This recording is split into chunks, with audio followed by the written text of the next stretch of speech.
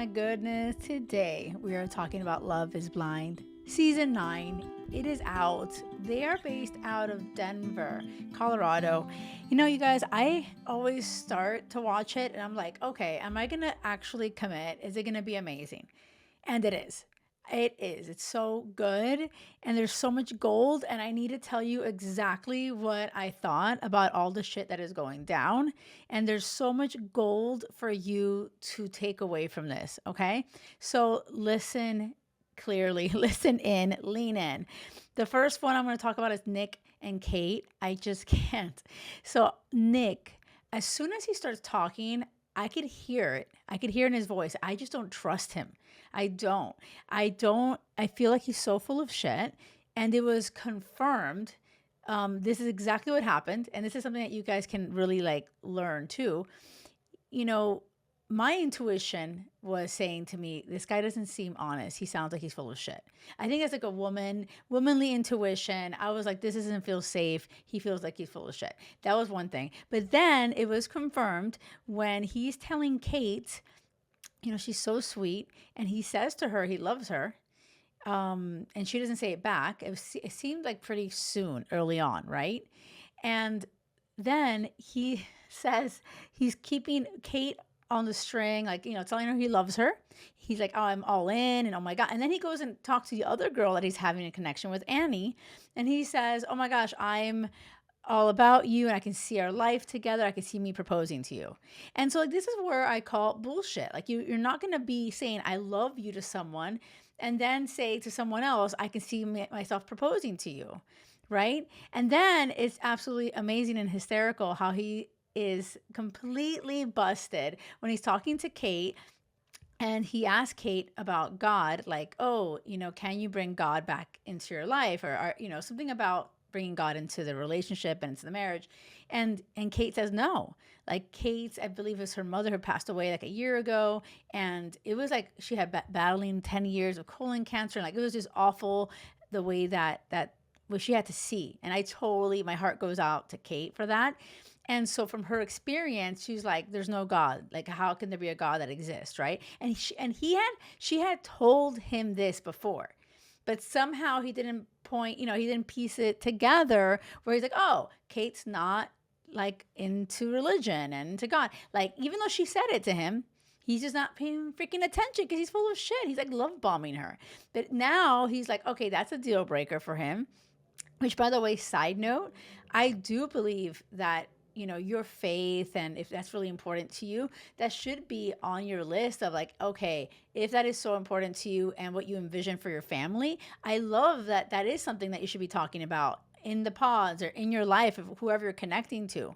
But what I don't understand and agree with is that he's telling her, I love you, and I love you in the grave, and love is forever, and love you beyond. But then he's like, oh, wait, you don't love God, or you don't want God in your life? And he's like, yeah, this isn't going to work. This is, and that's where I'm like, this guy's so full of shit, right? So and I love Kate's reaction. She's like, wait, what? How is this? And not only that, she was even surprised that he had a second connection when he's telling her he loves her. So clearly Kate was feeling a type of way with him. I think she dodged a bullet for sure. Nick goes away. He goes to Annie. And Annie, she's so sweet. And she had a connection with Brendan. And I really liked Brendan. Brendan was so sweet. But freaking Nick goes swoops in there and freaking tells, I love you to Annie. I'm like, of course he's telling her I love you. I wish Annie would have known that Nick is going around all the fucking rooms and saying I love you. And then Annie would not have thrown away what she had with Brendan. She'd be like, oh, it's this guy that's desperate to stay on the show and whatever the hell. It's not real. It's just not real. But Annie didn't know that. Oh my gosh, so annoying and frustrating. So Annie says, oh my gosh, I love you too, Nick. I'm like, oh my God, are you fucking kidding me? And I'm like, I can't believe this for Annie. And then Annie says bye-bye to Brendan, okay? And every time I see Nick, I just cringe. I need to know from you too. Do you feel that same way about Nick? Because I just cringe every time. And it's weird. It's this weird feeling of God, I don't know. Like, it's not like he's so awful, but like just him being like a liar like that, like whatever reason, whatever his intention, maybe it wasn't to stay on the show. Maybe he's so desperate to find any connection. I have no idea, but something about him rubs me in a really bad way. Like I just don't trust him. So I am like, we need to see what happens to Annie. Okay. Um, yeah, and the more I see Nick, the more I don't like. I never like him. I never like him. Like sometimes I'm like, oh, am I jumping to conclusions? Like, should I give him another shot? But I'm like, no, people show you who they are from the start. And from the jump, he was a freaking liar. He was so full of shit. I love you. It's just like you can feel it. It's cringe, you guys. And that's actually really helpful for you too. Like if you ever hear Nick talking and you like meet someone in your real life, like, oh, that reminds me of that douche Nick from Love is Blind. Bye bye. That's a fucking bye bye time. Okay, we gotta go on. Patrick, you guys, I think, okay, so Patrick's Asian and he's dating Kate. Oh, he was in the room, first of all, with Anna. Anna is also Asian. They both find out they're both Asian, but they usually don't date Asian. That's not their type. They usually date like white people. And it was so cute how they were really into each other. And I was rooting for that totally. Anna then vanishes and disappears. Like she literally ghosts Patrick and she ghosts the other guy that she was dating, Blake. It was so bizarre. It was so weird. And we will find out later in the episodes when they come out next week. But moving along, Casey is the other girl that Patrick was dating. And Patrick's like, okay, Anna's gone. Let me connect with Casey. And I like Casey, so let's see whatever's going on there. What I didn't like at all, and I need to know what you thought too, when Casey was like, tell me where you're from, like where your parents are from. And he was like, I don't know how I feel about that and telling you that. Like, because that's the fucking point, Casey. Like, you're in Love is Blind. You're not supposed to know all the details of like where someone's from and their ethnicity. And so I'm like, this is annoying, Casey. It's kind of ruining it. And so, but she insisted, like, she really insisted. And no. And he finally ended up saying, I think it's China and Cambodia or something like that. And she ended up saying something like, "Oh, my brother dates Asian girls, and I don't know what about someone. Her sister sings Korean songs, and this whole thing. Like she's basically cool with it, right? Bullshit, you guys. It was such crazy bullshit. What ends up happening, because like, and that's how you. I know you've seen it, and you listen to like whatever you felt. I felt too, and I'm telling you, when she says to the producers, I can't, there's no attraction here. Like, it's not going to grow. I know it's not going to grow. And then she goes and talks to him and says, I can't go to Baja. And he's like, what's happening? Like, the honeymoon thing. Because, like at this point, they're already engaged and everything. They're supposed to go on their honeymoon. And she's like, I can't do it. I just need to go home. And he's like, oh, are you dumping me? And she's like, no. I just can't do this. I just can't go to Baja. And it's like the biggest load of shit. And then she starts making out with him. No, like literally, she like straps her legs around him, straddling him, making out. Like, and this is something that I noticed about KC, you guys. In the pod, she was really leading heavily with like sex. Like, oh, I just want to sit on you and this and that. And like, I know that energy because I used to lead with that. And I know that it's so deeply, it was deeply rooted in me where like my worth was kind of tied into what I can do sexually for a guy. And so like I felt that energy from her and it was sad. Like I felt sad for Casey where, this whole experiment is about an emotional connection. And she was complaining and really hurt by her ex-boyfriend who wanted her to go on a dating experiment and even like while they were still together. And he was all about the superficial women and following all these other women. And so like she was living in a very superficial world and she's trying to be like the hottest blonde, but there's so many blondes that are hot and she just felt like just another blonde. And so like I felt like I was rooting for Casey. I was like, oh my God, Casey, you're finally like taking yourself out of that bullshit, putting yourself in an experiment and giving this a real shot. But then she doesn't. Because then she asks and insists, where are you from? Where's your parents from? Tell me where, and it's like, she's full of shit. And then she exits the entire thing and says like, no, like I'm not gonna be into him. Which deep down, you guys, let's keep it real. Is she still connected with her ex-boyfriend? And it's probably not even an ex-boyfriend. It's probably still a boyfriend. Because that's the same guy that wanted her to go on a freaking dating show. They probably still had a plan for her to go on this one. And I'm just like, ew. Ew, Casey. Like, I actually was rooting for her. And I'm just like, my. And so Patrick dodged a bullet with that bullshit. I felt bad for him, though. Like, honestly. But I am curious. They show a glimpse into the coming episodes this week where Anna and Patrick meet. So I'm like, yes, like I want to see what happens there. Like, will they actually go out? Okay, moving to the next couple. You guys, Jordan. Jordan is adorable with the tattoos. Listen, but I'm not gonna. I need to keep shit real. Okay, Sparkle Megan. I love Sparkle Megan. I hate the name. I hate the name, but she's awesome. She's a badass. She's actually very much like all my clients. Like so many of my clients are that energy of like they're a badass. They like financially killing it. They're just like a beautiful shining light in the world and like they're happy on their own. But like they have yet to figure out their shit romantically. They haven't found the right person, right? So I was like totally rooting for Megan. Like I know Megan. Like I know those type of women, right? And she has three guys in the running. Blake ends up ghosting her, which was her first pick, and he ends up ghosting her after Anna leaves, the Asian girl, right? And well, whatever. Either way, because there's another Anne. There's an Annie. Either way, forget that. Back to what I was saying. So Megan is like, okay, let me focus on Jordan and the other guy, Mike.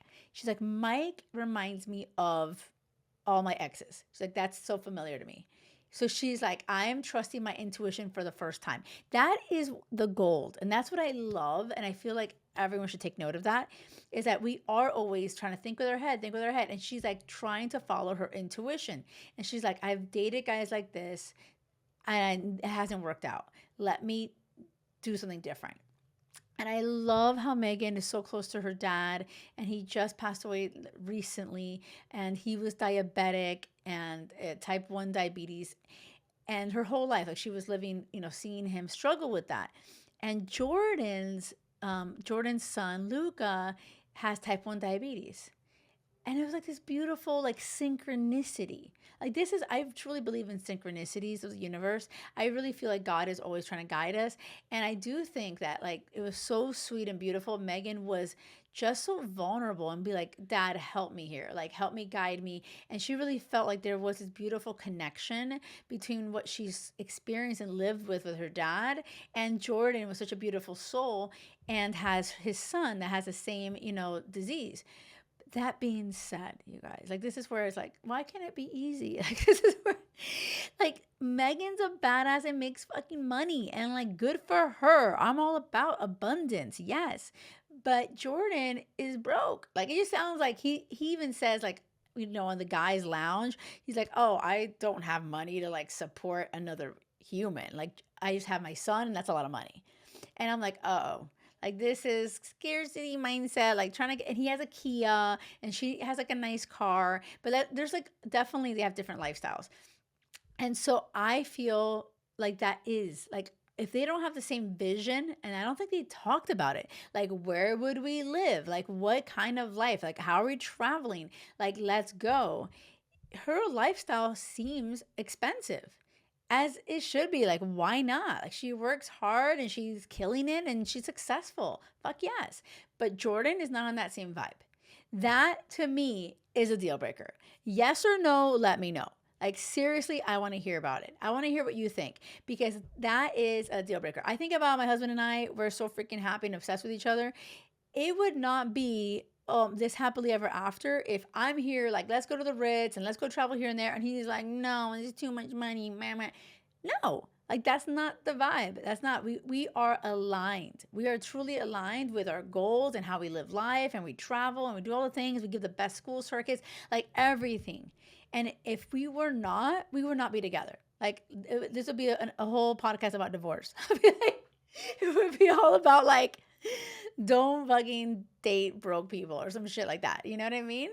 But like that is a deal breaker. So I feel like even though I like Jordan a lot, I think he's a sweet person, and I love Megan. Like, honestly, I want Megan to connect with me. If things don't work out with Jordan, I really hope she reaches out to me. Like, I want to manifest that. I want to be her love and dating coach because I know I can help her. But like Jordan, I feel like this is not gonna work out. Like, it's not. I'm not hoping it doesn't work out. The only thing that can happen, like truly, is Jordan to shift his mindset, which is possible, you guys, because on the show he got drunk at the party and Megan's like, "Hey, stop, you're being annoying." And he's like, "Oh my gosh, I'm sorry. I'm going to stop." And like he really truly is emotionally intelligent. He doesn't have his ego at the freaking wheel of the car. Like he's able to receive constructive criticism.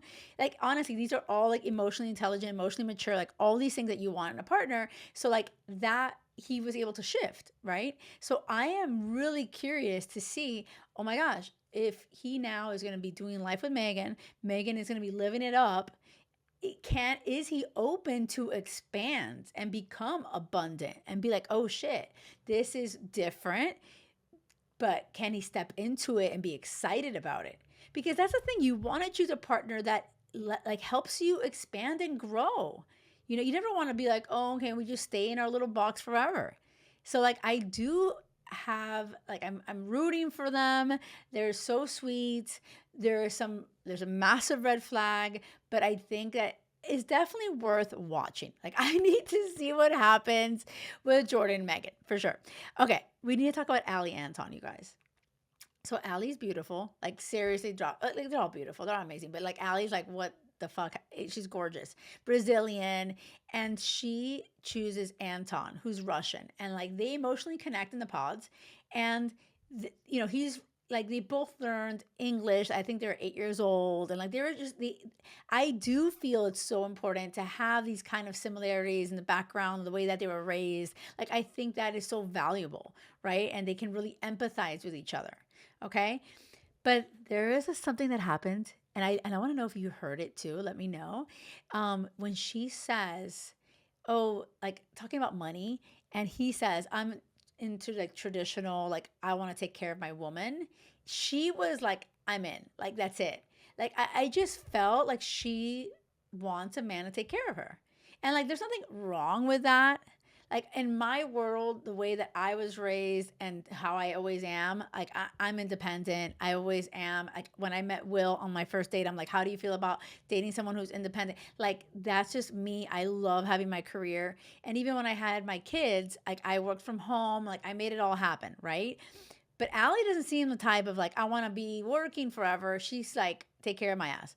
So when I like that was something that happened in the pods, but then something else happens with the ring, and she's like, how much? Something like he said something about $5,000, and she was like, what? It should be at least 10,000. I was like, ew, nasty. Like I was like, this is not the vibe. Like this is not nice. Like this is gross. And like I am for abundance. I'm for like, but the way that she said it, if I realized something right there, I was like, oh no, Ellie is wanting, like needing, like has that needy energy of a man financially taking care of her. That's where I think this is all gonna go wrong. That's it. I don't think that's. I just don't think that's a good way to like. The way that Anton responded, he even said like, "Oh, you got the wrong guy." Like he like literally told her, he's like, "Oh, if that's what you want, like you got the wrong guy." And so like that's not gonna change. That I don't see that changing. But let's see how it plays out. Let's see how it plays out. Okay, we need to talk about Joe and Madison. Oh my gosh, we're like knocking this out, you guys. But this is important. We can't skip this. Madison is so sweet. And Joe is nice, but like I just don't see it, you guys. And something that Joe says I find so gross. He's like on his confidential interview or whatever, he's like, I'm usually into thinner women. I'm like, oh my God, I just can't with this bullshit. Madison is gorgeous. Like, I actually don't get it. Like, I just don't get it. Um, and Joe is just basically saying she's not my type. And so, like, this is one of the biggest mistakes people make is going for your type. That's my type. How has your type worked out for you? It hasn't, fucker. Like, it just hasn't. That's why you're on the fucking show. And that's why you should try something different. And now this girl is absolutely amazing. You're emotionally aligned, all these things. And now you're like stuck on how much she weighs. And she's absolutely gorgeous. It's so dumb. And then Joe tells her that first night they're together, and like we don't hear everything that's said, but like, Madison says, I felt like I wasn't enough. I'm like, oh my God, this is the saddest shit. It's the saddest thing. Like, this is where I feel like, when I met my husband and we chose each other and all this stuff, like, he always made me feel like the most beautiful woman in the world. Like, he always made me feel like that. And like that is so important. You don't want to be with a partner that makes you feel like you're not good enough. I've dated those type of guys. They try to like make you small and get you in your head, like, just like criticize everything and all this shit and try to make you insecure. And it's just awful. It's an awful feeling.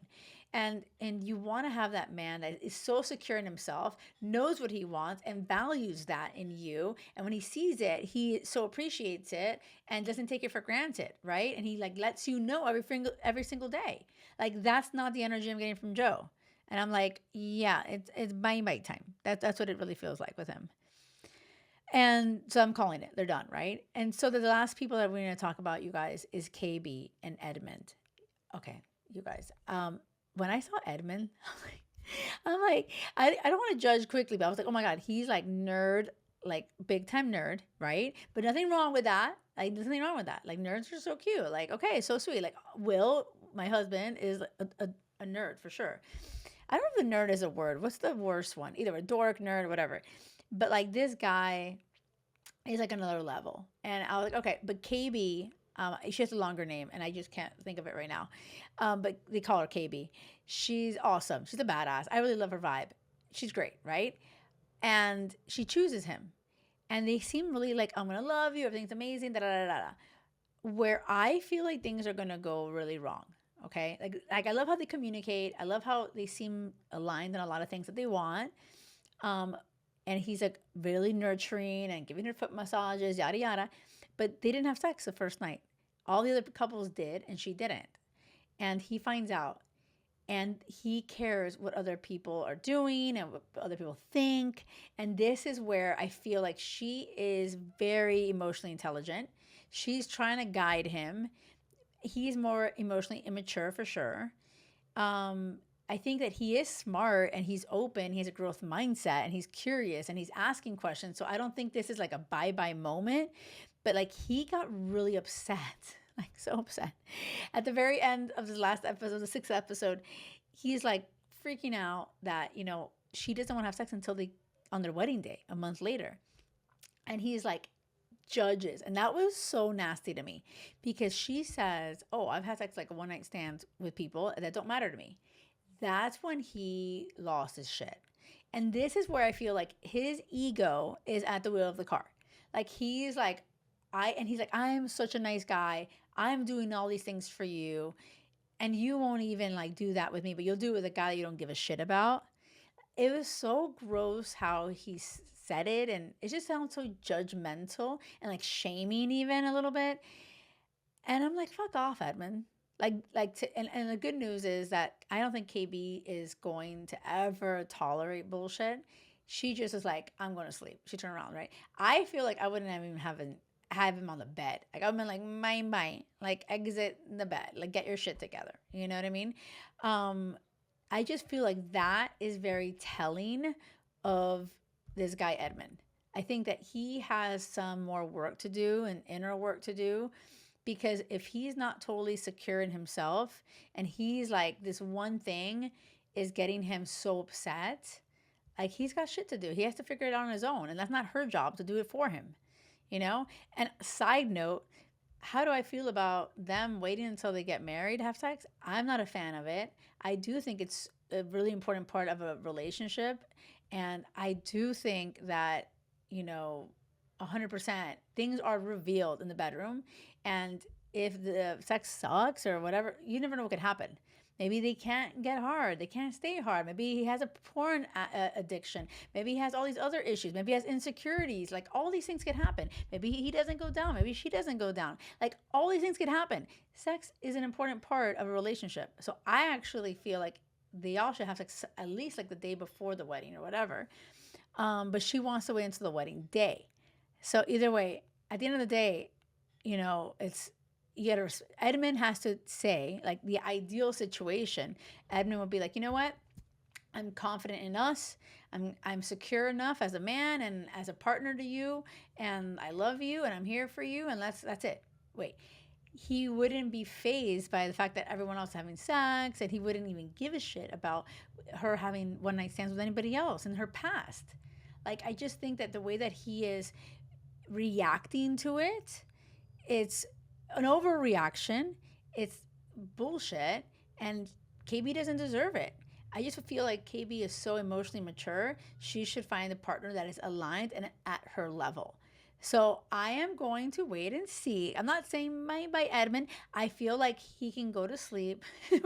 We'll watch in the next episode and be like, did Edmund get his shit together? And say, oh my gosh, I'm so sorry. Right? Oh my gosh. Okay. That was a whole recap of the first 6 episodes of this new season. It is gold. Let me know what you thought.